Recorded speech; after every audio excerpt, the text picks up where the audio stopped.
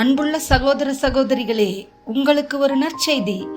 நாம் வரவிருக்கும் 2025 ஆண்டு ஜனவரி 1 365 நாட்களுக்கும் 365 தலைப்புகளின் கீழ் வேத வசனங்களை வாசித்து பகிர இருக்கிறோம்.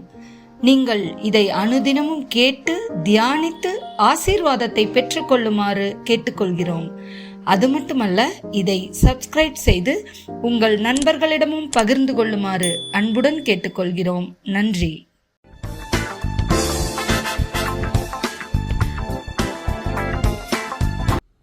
இன்று நாள் 191. தலைப்பு இயேசுவின் 2ஆம் வருகை. அப்போஸ்தலருடைய நடபடிகள் 1:11. கலிலேயராகிய மனுஷரே, நீங்கள் ஏன் வானத்தை அண்ணாந்து பார்த்து நிற்கிறீர்கள்? உங்களிடத்திலிருந்து வானத்துக்கு எடுத்துக்கொள்ளப்பட்ட இந்த இயேசுவானவர் எப்படி உங்கள் கண்களுக்கு முன்பாக வானத்துக்கு எழுந்தருளி போனாரோ அப்படியே மறுபடியும் வருவார் என்றார்கள்.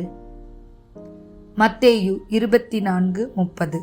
அப்பொழுது மனுஷகுமாரனுடைய அடையாளம் வானத்தில் காணப்படும்.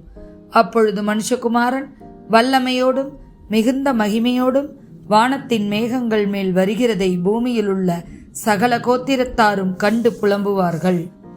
வெளிப்படுத்தின விசேஷம் 1:7. இதோ மேகங்களுடனே வருகிறார், கண்கள் யாவும் அவரை காணும், அவரை குத்தினவர்களும் அவரை காண்பார்கள், பூமியின் கோத்திரத்திற்கெல்லோரும் அவரை பார்த்து புலம்புவார்கள். அப்படியே ஆகும். ஆமேன். 1 தெசலோனிக்கேயர் 4:16-17. ஏனெனில் கர்த்தர் தாமே ஆரவாரத்தோடும் பிரதான தூதனுடைய சத்தத்தோடும் தேவ எக்காலத்தோடும் வானத்திலிருந்து இறங்கி வருவார். அப்பொழுது கிறிஸ்துவுக்குள் மரித்தவர்கள் முதலாவது எழுந்திருப்பார்கள்.